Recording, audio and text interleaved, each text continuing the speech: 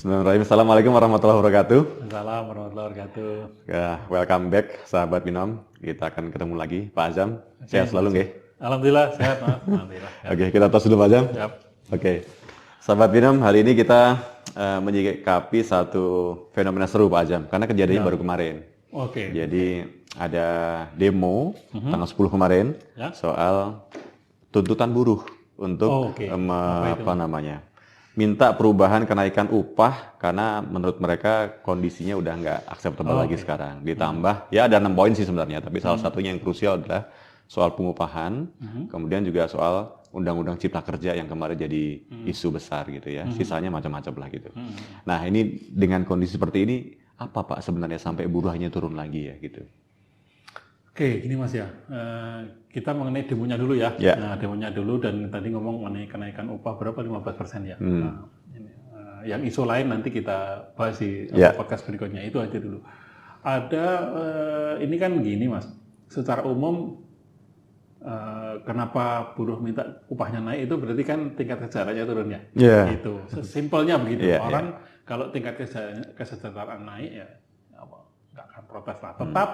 Tetap mungkin ada yang protes, ada yang enggak gitu. Tapi begitu turun protes. Kira-kira gitu. Nah, kalau sampai terjadi tingkat upahnya turun, itu pilihannya dua. Apakah memang upahnya turun secara nilai yang diterima itu nominalnya turun, atau sebetulnya nominalnya naik tapi inflasinya lebih tinggi, sehingga kenaikan upah itu tidak setinggi kenaikan inflasinya. Nah, gitu. Jadi kita kalau upahnya turun kan enggak ya, dari waktu ke waktu kan upah minimum regional dan sebagainya naik terus, jadi upahnya enggak turun. Jadi pilihannya adalah kemungkinannya kenaikan upah itu tidak bisa ngejar kenaikan harga atau inflasi. Kita bicara inflasi nih. Ada beberapa fenomena yang mungkin juga relevan yang dibilang Mas Batiar. Baru kemarin juga, mungkin beberapa hari yang lalu ya. Beberapa hari yang lalu mungkin saya bacakan ya. Ada yang buka WA ke saya. Ada yang tanya, daya beli rakyat baik-baik saja kah? Nah, ini pertanyaannya. ini saya bacain Mas. Gitu ya. Kemudian semalam saya keluar sepi banget di tempat-tempat jualan makan yang biasanya ramai. Gitu Nah, ini kan yang nanya ini sahabat di Jakarta lah yang nanya begitu. Kan ini sama ini, nadanya sama lah kira-kira. Jadi tempat makan yang biasanya ramai menjadi sepi. Nanya daya beli masyarakat baik-baik saja kah? Daya beli itu kan kaitannya dengan inflasi juga ujungnya sama, itu nadanya sama. Kemudian kita juga lihat dalam sebulan terakhir lah, nggak minggu-minggu ini, tapi dalam sebulan terakhir kita lihat demo di banyak tempat ya. Bukan demo dalam arti ke jalan begini-begini enggak, tapi sangat ramai di media bahwa banyak mahasiswa di berbagai perguruan tinggi menuntut UKT-nya diturunkan gitu ya. Bahkan ada sampai ratusan orang memutuskan akan mundur gitu. Entah nggak ketahui lah kita. Tapi yang pasti nggak ada asap kalau nggak ada api ya. Jadi banyak mungkin yang menuntut UKT-nya diturunkan gitu ya, atau karena dia tidak sanggup membayar, atau karena apa, yang pasti ada problem di situ gitu. Nah, ini bisa jadi memang setiap tahun, setiap kali naik perguruan tinggi gitu ya, tahun ajaran baru ada komplain. Tapi tahun ini menurut saya yang paling besar kok ekstrim lah gitu. Kenapa? Ujung-ujungnya jangan-jangan orang kesulitan bayar SPP gitu. Ini lagi-lagi ujung-ujungnya masalah inflasi lagi nih, gitu ya. Nah, ini saya kira mungkin spesifik nanti kita ngomongin hari ini tentang inflasi. Kenapa ini terjadi gitu ya? Kira-kira gitu Mas. Menurut saya itu kaitannya semua terkait dengan inflasi. Mas. Paling kerasa Pak, ada dua cerita. Salah satu anak kita, anak bimbing kita itu, dia cerita kalau telur harganya naik sekarang.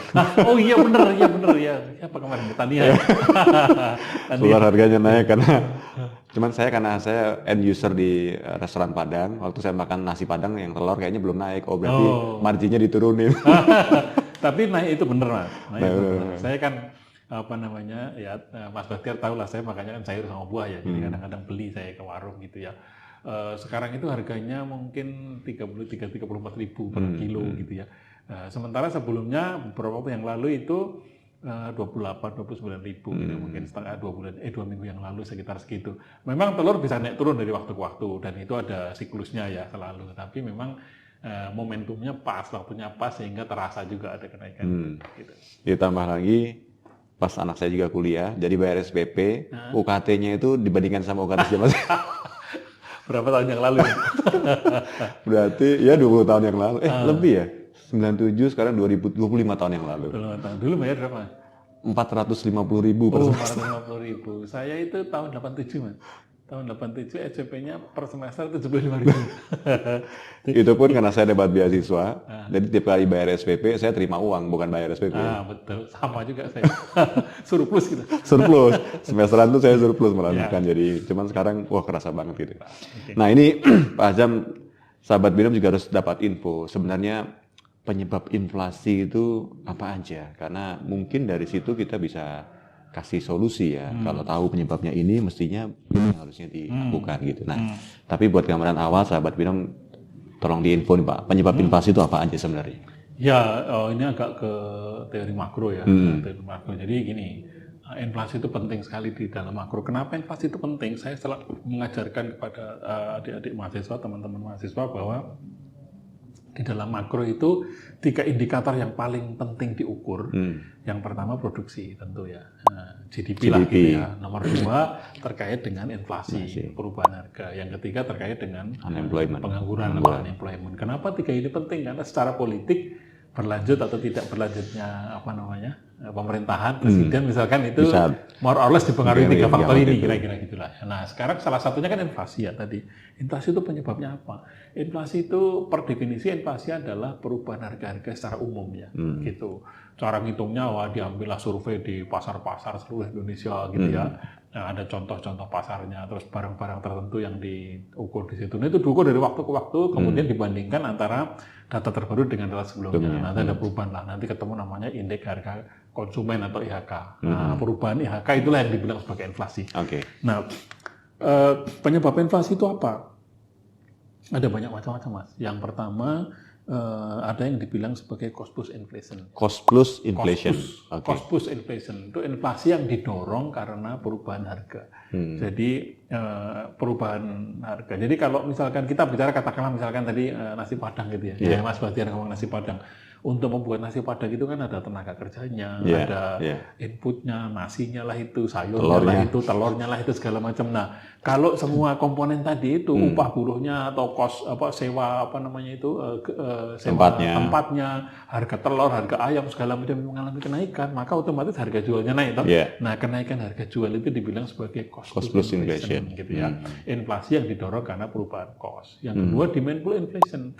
Sebetulnya ongkosnya nggak berubah. Oh, demand pull. Demand pull, karena ditarik oleh karena pengatur demand. Pull inflation. Jadi sebetulnya secara harga bahan baku nggak ada yang berubah, tetap aja. Tetapi kan harga itu kan cerminan dari keseimbangan supply dan demand ya. Kalau supply-nya tetap, demand-nya naik, makanya dibilang demand pull ya. Kalau demand-nya naik, supply-nya tetap ya harganya jadinya naik. Itu namanya demand pull inflation.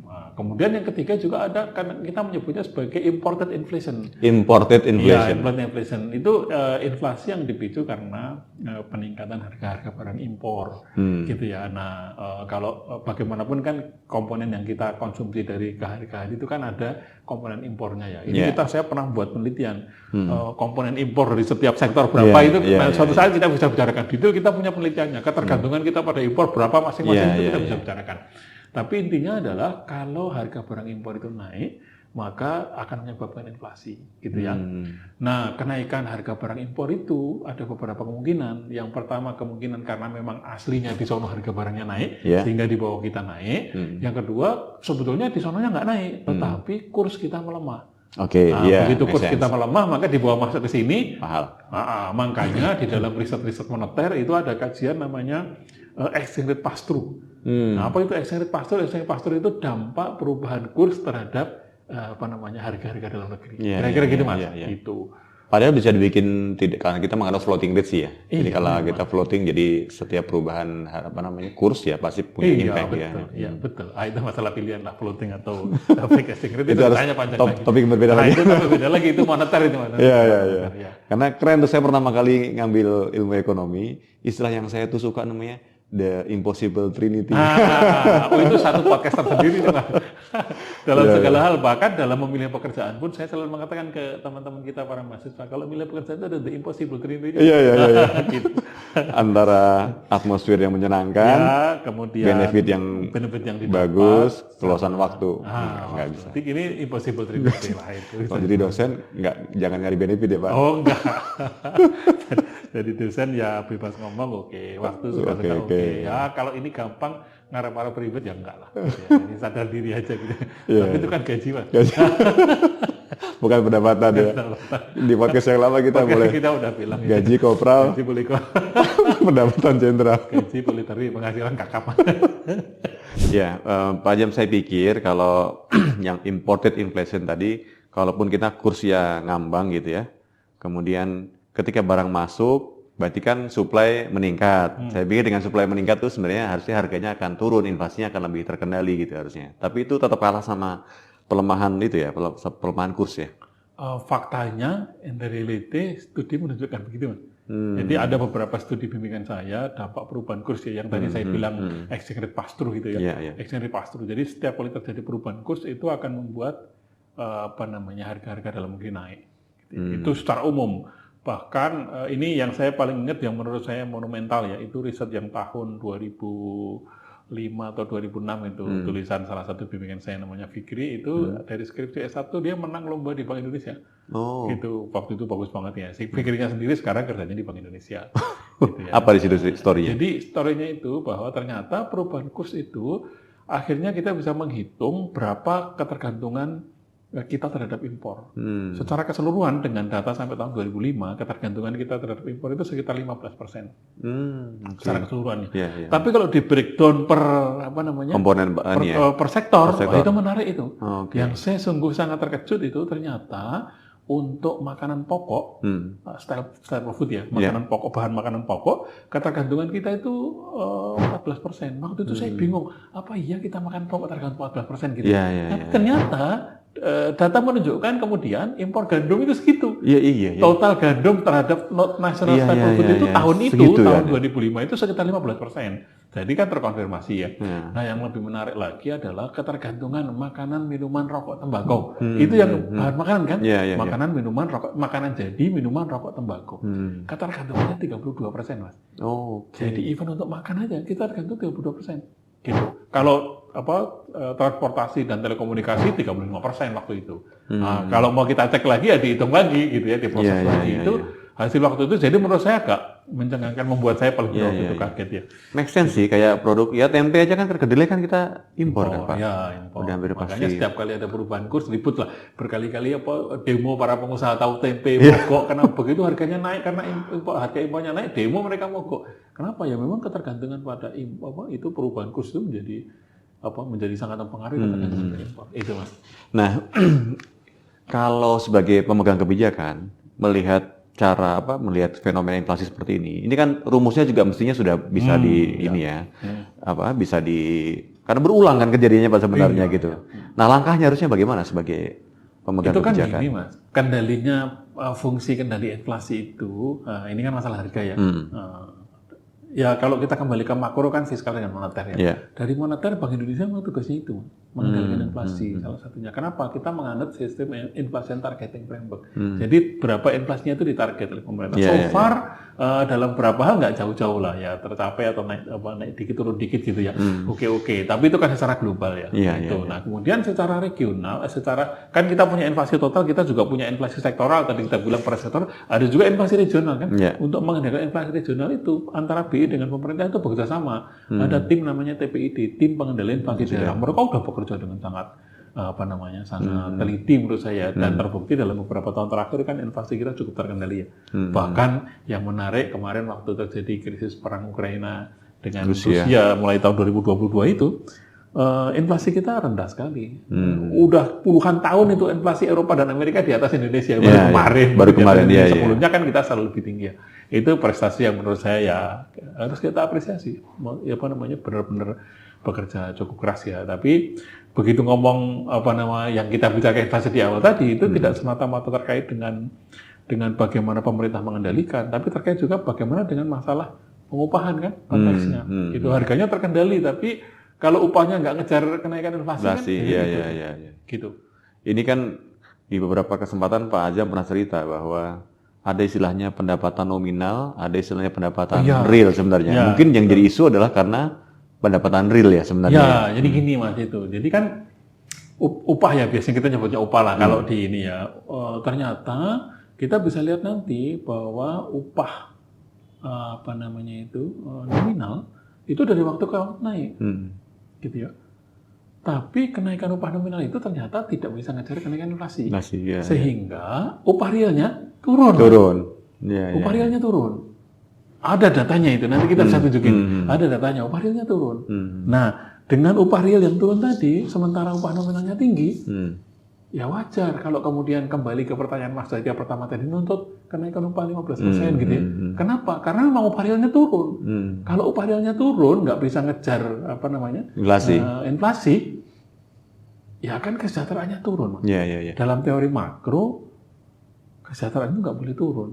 Dulu waktu, saya mungkin pernah bilang juga di podcast-podcast sebelumnya, saya lupa ya. Waktu kecil kita makan nasi kemarin gitu, bahkan nasi aking, biasa-biasa aja, tenang aja gitu ya. Gitu. Tapi kalau sekarang suruh makan nasi aking itu, jadi sesuatu yang udah naik itu nggak bisa turun. Sesuatu yang naik nggak bisa turun. Ya, jadi makanya saya selalu mengatakan begini. Yang sekarang populer frugal living. Frugal living ya. Itu kan pola hidup yang ya sederhana. Kalau dulu saya pernah menyinggung di podcast sebelumnya the hedonic treadmill, pendapatan kita naik, tapi dengan itu kita menaikkan standar kan gitu. Standar kita begitu standarnya naik, suatu saat pendapatan kita turun, standarnya nggak bisa turun. Gitu. Nah, itu makanya mungkin di Eropa sana kenaikan misalnya 5% ya. Di kita 5% mungkin biasa, di Eropa 5% jadi luar biasa. Luar biasa, demonya bisa besar sekali. Besar sekali. Gitu. Ngaruh ke pemilihan presiden. Nah itu penting sekali. Disitulah pentingnya kita mengendalikan inflasi. Tapi sekali lagi seperti yang saya bilang tadi, inflasinya terkendali misalkan ya.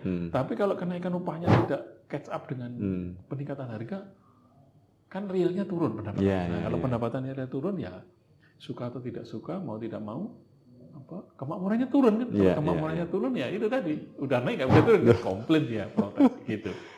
Gitu. Nah ini sama juga Pak soal tadi isu di awal saya bilang pendidikan itu Pak.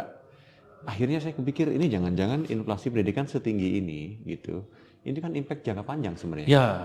Gini. Ini manusia-manusia yang sebenarnya saya ngebayangin Pak. Dulu saya SMA sempatlah mau masuk SMA Taruna gitu ya. Karena udah proses segala macam, pas mau berangkat dari 3 orang tinggal berangkat 1. Saya termasuk yang nggak berangkat lah gitu. Tapi saya membayangkan pada waktu itu semua orang punya kesempatan untuk bisa masuk ke SMA itu, bahkan dari kalangan miskin. Sekarang tuh berbayar Pak. Jadi miskin tuh jadi nggak bisa juga. Gini Mas. Apakah inflasi pendidikan itu tinggi? Ya Mas, betul. Inflasi pendidikan itu lebih tinggi daripada inflasi umum. Nanti kita tunjukkan datanya. Inflasi pendidikan lebih tinggi daripada inflasi umum. Gitu. Kalau kita bicara komplain masalah pendidikan tadi ya, itu kan pilihannya adalah apakah inflasinya di sektor pendidikan lebih tinggi dibandingkan pendapatan, atau memang pendapatannya yang turun. Upahnya tetap tapi istilahnya SPP-nya tetap tapi pendapatannya turun kan komplain kan? Gitu. Atau upahnya naik tapi SPP-nya lebih tinggi gitu. Rasanya sih yang kedua. Gitu. Nah, itu bisa fakta yang kita dapatkan memang data kita bisa tunjukkan nanti. Saya ada tabelnya itu, saya ada gambarnya itu bahwa inflasi pendidikan itu sepanjang sekian tahun terakhir lebih tinggi daripada inflasi umum. Jadi emang ya peningkatan biaya pendidikan lebih tinggi daripada peningkatan negara secara umum. Sementara tadi udah kita lihat, sudah kita diskusikan tadi, pendapatan kita itu meningkatnya nggak secepat inflasi gitu. Ini inflasi, ini pendapatan, ini inflasi pendidikan, makin jauh lagi jaraknya. Jadi menjadi wajar sekali kalau kemudian banyak orang komplain kan ya. Banyak orang komplain. Kemarin kita lihat waktu mahasiswa banyak yang komplain, minta supaya UKT-nya ditinjau ulang, UKT-nya diturunkan, apapun dan sebagainya ya. Itu bagian dari menurut saya penjelasannya yang kita disebut tadi. Saya sih agak mirisnya karena gini Pak, kalau dia makanan, inflasinya terhadap food ya walaupun signifikan gitu, tapi dia itu bisa dibikin campaign untuk misalnya frugal living tadi, bisa ya hidup sederhana dan lain-lain. Kalau sekolah kan nggak bisa dibikin campaign, oh kita yang sekolah jadi dokter nggak bisa gitu. Nah sementara kita tahu persis masa depan bangsa ini ada di pendidikan gitu. Itu yang sih harusnya tim TPIB-nya juga include yang pendidikan loh, Pak. Jangan makanan doang. Udah masuk belum ya tim? Wah, kalau itu saya nggak hafal, Mas. Kalau itu di tim pengen saya nggak hafal. Tapi pesan Mas Bahtiar itu betul sekali. Kalau pendidikan itu kan long term investment ya. Kalau kita berpikir 100 tahun ngomonglah pendidikan, gitu ya. Jadi ini bicaranya long term investment. Kalau pendidikan kita nggak bagus, kesempatan masyarakat mendapat pendidikan nggak bagus, ya kita akan menikmatinya mungkin 30 tahun, 40 tahun yang akan datang gitu. Makanya di situ peran pemerintah menjadi sentral. Kalau di Jerman, Mas, pendidikan itu mau sekolah dari TK, SD, SMP, SMA, S1, S2, S3 free, Mas. Free. Walaupun bukan untuk warga negaranya. Even orang asing. Orang asing datang ke Jerman, saya kan 5 tahun, 6 tahun di sana ya. Anak-anak di sana sekolah TK, SD gratis. Saya sekolah sampai dokter gratis. Adalah bayar murah sekali lah. Saya bayar per semester itu 119 euro. 119 euro itu setara kira-kira 1,2 juta per semester. Untuk orang Jerman kan itu selilit lah ya. Bukan cuma peanut, Mas. Dengan 119 euro itu, kita gratis naik semua transportasi mode transportasi ya, mau itu bis, mau S-Bahn, U-Bahn namanya di sana. Kalau kita kereta antar kota gitu ya. Kalau kita komuter lain segala macam itu, even kereta antar kota yang kelas 3 gratis. Untuk 2 provinsi, bayangin. Saya bayar kira-kira kalau di sini dihitung-hitung di sini bayarnya 119 euro atau 1,2 juta. Setelah itu naik bis kereta apapun seluruh Jawa Barat DKI gratis. Nah, itu kan sama dengan nggak bayar lah itu. Kenapa Eropa inovasinya tinggi, orang maju ya kan pendidikannya gratis, gitu ya. Termasuk Skandinavia. Iya. Nah ini sahabat Binom nih, kayaknya saya kepikiran tadi Pak, kan nggak bisa dihemat pendidikan tuh. Kalau si itu bisa ini, jadi harus dipikirin mungkin nanti para pengambil kebijakan, jangan-jangan tim pengendali inflasi, including dong inflasi yang tadi karena itu masa depan bangsa ada di situ gitu. Mungkin juga udah masuk, saya nggak ngerti karena saya nggak ikutin itu ya. Jadi nanti kalau perlu kita cek lagi apakah pendidikan udah masuk belum. Gitu. Iya. Soalnya kalau waktu zaman masih kita TVRI dulu Pak, satu-satunya TV, begitu habis Dunia Dalam Berita, kan saya nungguin Aneka Ria Safari sebenarnya ya. Gitu ya. Itu ternyata ada laporan khusus, ada sekretaris kabinet yang melaporkan harga bawang. Itu Pak Harmoko. Karena yang milenial kayaknya nggak ngalamin itu proses itu. Faktor umur itu. Oke, sahabat Binam ya, di antara candaan kita, tapi tentu harus ada serius dalam mengatasi masalah inflasi karena itu penting. Mengangkut hajat hidup orang banyak, dan tadi di awal Pak Ajam sempat menyampaikan bahwa salah satu fenomena kelangsungan satu negara itu dikendalikan oleh 3 faktor tadi Pak, produksi, harga atau inflasi, dan pengangguran. Sampai ketemu lagi di kesempatan berikutnya. Always be there or you will be behind. Assalamualaikum warahmatullahi wabarakatuh. Waalaikumsalam.